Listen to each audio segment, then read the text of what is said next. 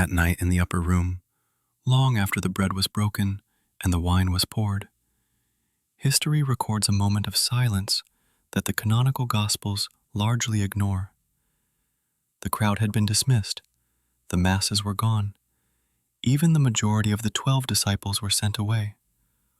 Only 3 observers remained: Peter, John, and James. They watched in silence as their teacher knelt on the cold stone floor. The air in the room was heavy, charged with the kind of static tension that precedes a violent storm. He began to trace something in the dust with his finger. He was not writing words. He was not writing laws or commandments. He was drawing a symbol, a shape so ancient it predated the flood itself. As his finger completed the final line, the atmosphere in the room shifted physically. The oil lamps flickered. It was as if a heavy, unseen pressure had been forcibly expelled from the space. Here is the core idea that we need to address tonight.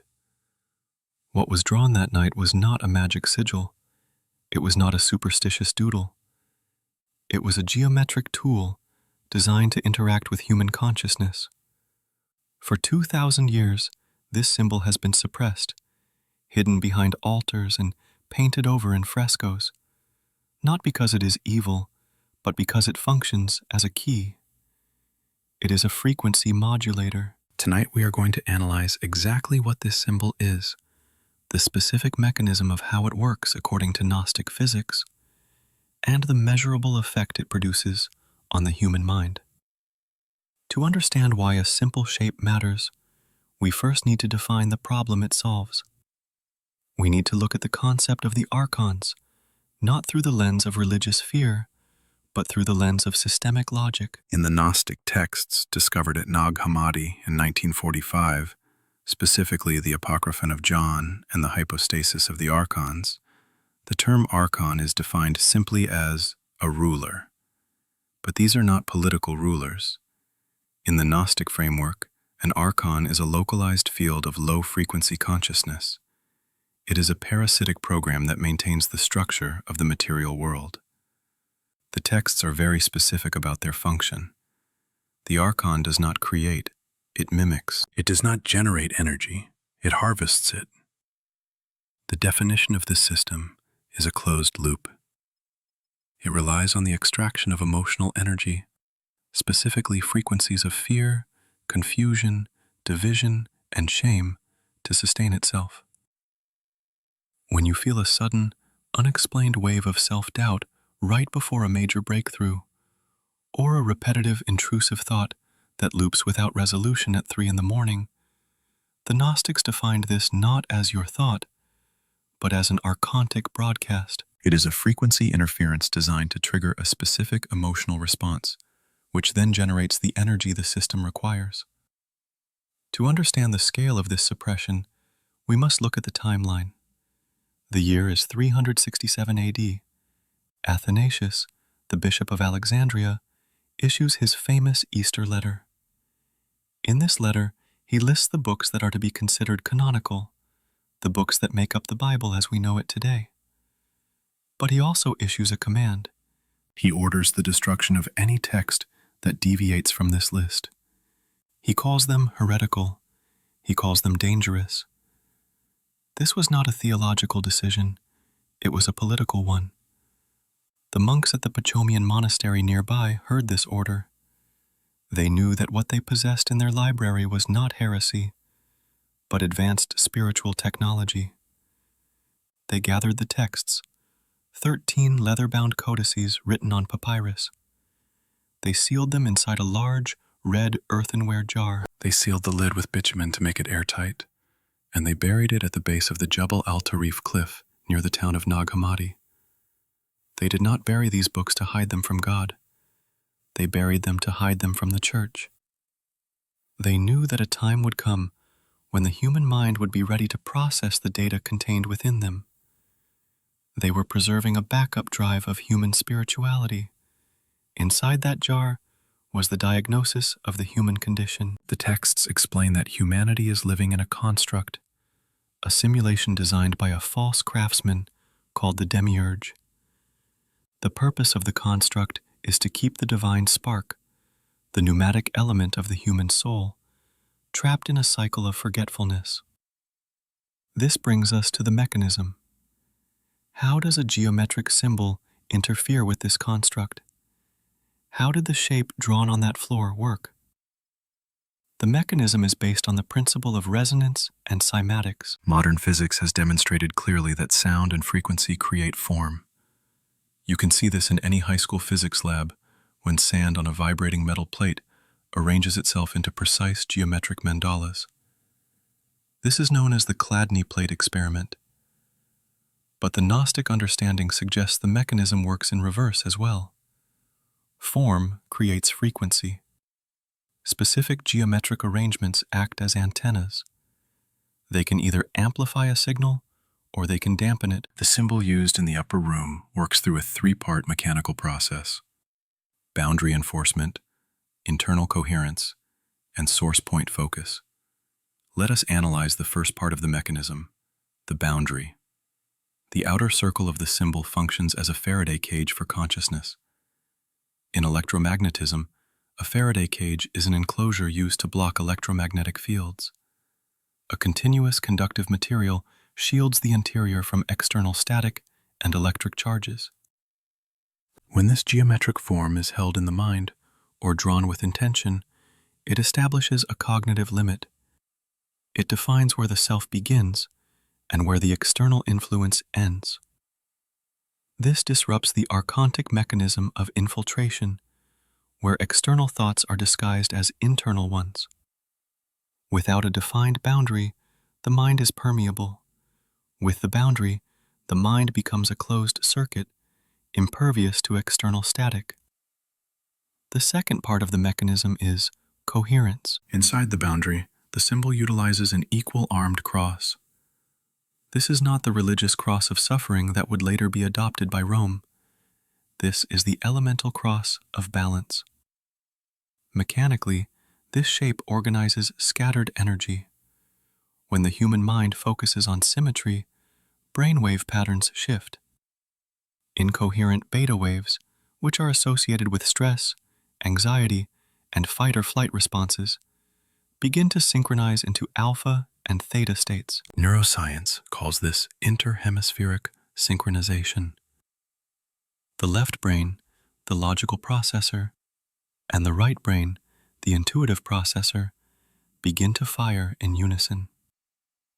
The geometry forces the brain to process information in a unified way, rather than a fragmented one.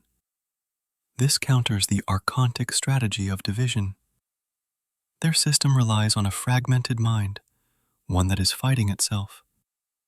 The geometry creates a unified mind, one that is observing itself. The third part of the mechanism is the source point. The center of the symbol represents the monad, or the singularity. This is the definition of the uncreated self. By focusing attention on a single, infinitesimal point, the mind bypasses the noise of the material world. It creates a laser-like focus that cuts through the static. In the Gnostic cosmology, the monad is the true source, the silence behind the noise. The center point of the symbol connects the observer back to that silence. So, what is the effect? When these three mechanical steps are combined, blocking the signal, organizing the energy, and focusing the attention, the result is a state the Gnostics called sovereignty. The effect is not that the world changes, but that your reception of it changes. The intrusive thoughts lose their stickiness. The emotional triggers that usually result in a spiral of anxiety fail to ignite. The subject experiences a sudden clarity, a silence where there used to be noise. This is the state of being in the world, but not of it. This tool is specifically designed for a certain type of consciousness. Gnostic anthropology divides humanity into three distinct categories based on their level of awareness. This is not a caste system of worth, but a diagnostic system of focus. First, there are the Hylics. These are the materialists. Their consciousness is entirely identified with the body and the external world. They define themselves by what they own, what they look like, and what others think of them. They are entirely asleep to the Archontic influence because they are the fuel of the system. Second, there are the psychics. This comes from the Greek word psyche, meaning soul or mind. These are the intellectuals, the believers, the people who follow dogmas and structures. They sense that there is more to life than matter, but they look for answers in external institutions. They are easily manipulated by ideologies and belief systems. Third, there are the pneumatics. This comes from the Greek word pneuma, meaning spirit or breath. These are the individuals who carry the active spark. They are the ones who feel an innate, unexplainable alienation from the systems of this world. They are the ones who cannot simply accept the official narrative. They are the glitch in the matrix. The symbol is a tool for the pneumatic mind.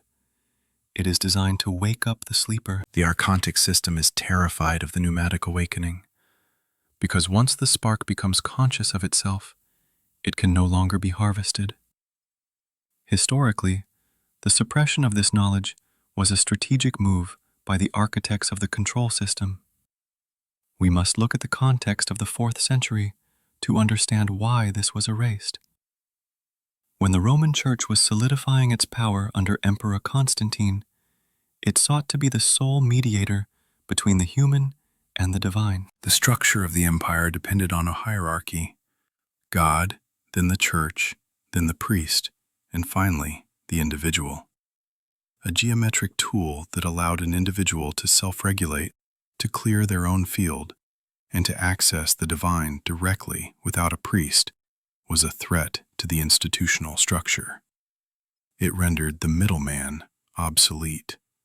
This explains the systematic erasure of Gnostic texts. It was not a theological disagreement, it was a control mechanism. The burning of the libraries, the hunting of the heretics, the suppression of the geometric mysteries. All of it was done to ensure that the individual remained dependent on the external structure for safety and salvation. Now, let us analyze the specific components of the symbol itself, as described in the fragmented texts of the Sethian Gnostics. The drawing process was never described as a ritual, but as a calibration. Just as one tunes a radio to find a clear station, the construction of the symbol tunes the cognitive field. It begins with the circle. In every esoteric tradition from Neoplatonism to Hermeticism, the circle represents the monad, the container of all things. But in this specific application, it represents the immune system of the psyche. By visualizing or drawing the circle, the practitioner engages the spatial awareness of the brain. They are defining a safe zone. This is a psychological declaration of ownership. Next is the intersection. The vertical line represents the connection between the source and the material plane. The horizontal line represents the timeline, past and future. Where they cross is the eternal now. This is significant because parasitic thought forms almost always exist in the past, in the form of regret, or in the future, in the form of anxiety. They cannot exist in the pure present moment. The mechanism of the cross anchors awareness in the 0 point of the now, rendering the mind invisible to time-based anxieties. Finally, the center point. This is the most critical element. In the Gospel of Thomas, there is a reference to the single one. This point is the exit door from the labyrinth. When the mind focuses entirely on a single point, it achieves a state of singularity. In this state, the manipulation of the demiurge, the false reality, collapses because it requires complexity and duality to exist. The effect of using this symbol regularly is cumulative. It is described in the texts not as a one-time fix, but as a rebuilding of the light body. Over time, the practitioner develops a natural resistance to low-frequency interference. The drama of the external world stops draining their energy. They become an observer rather than a battery. This leads us to a deeper analysis of why this information is resurfacing now. We are living in an era of unprecedented noise. The modern digital environment functions almost exactly like the Archontic system described 2,000 years ago. It is an attention economy designed to harvest emotional reactions. Consider the algorithm. It does not care what you believe. It cares that you react. It feeds on engagement. Anger drives engagement. Fear drives engagement. Validation drives engagement. The algorithm promotes content that triggers these high beta brainwave states because that is how it mines data. It is a cybernetic Archon. The constant notifications, the outrage loops on social media, the fear-based news cycles, these are the mechanical equivalents of the rulers feeding on energy. The algorithms that drive our modern world are designed to keep the brain in a state of agitation. They are designed to fracture attention. They are designed to create dependency. The Gnostic solution is not to fight the system, but to unplug from it energetically. To use the geometry of the mind to create a zone of silence. For those who wish to apply this analysis, the method recorded in the oral traditions is precise. It does not require belief. It requires attention. The process involves isolation. The practitioner removes themselves from the noise. They center their awareness. They physically or mentally construct the boundary, the circle. They establish balance, the cross. And they focus on the core identity, the center point. Let's break down the neuroscience of this practice one more time to ensure the mechanism is clear.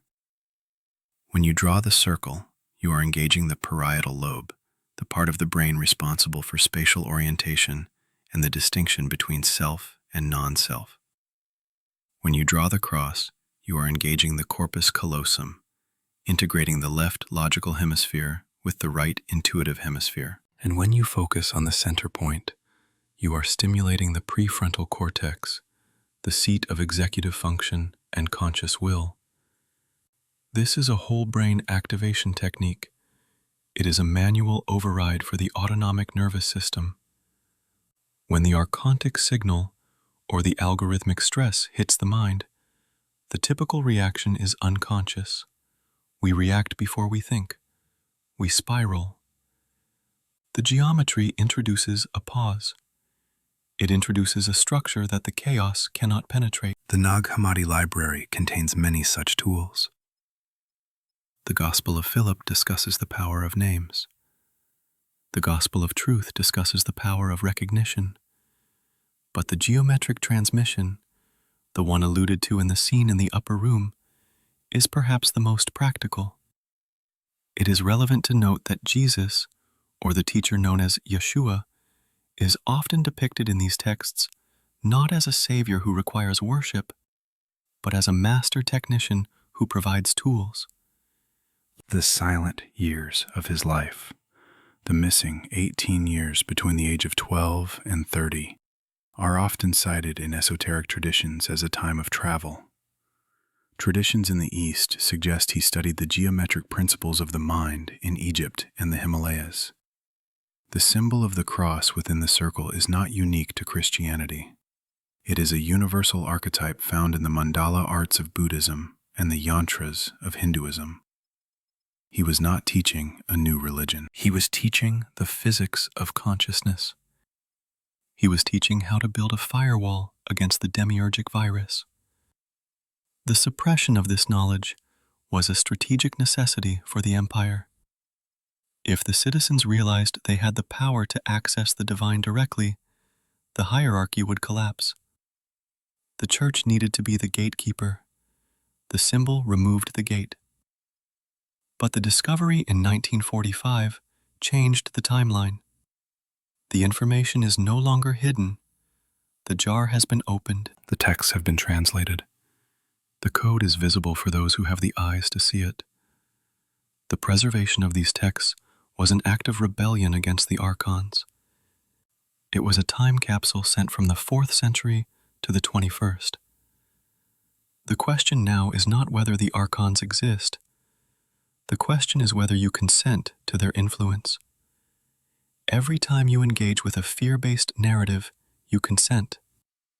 Every time you allow an intrusive thought to define your self-worth, you consent. Every time you react blindly to a provocation, you consent. The symbol is the mechanism of withdrawing consent. It is the geometric expression of the word no.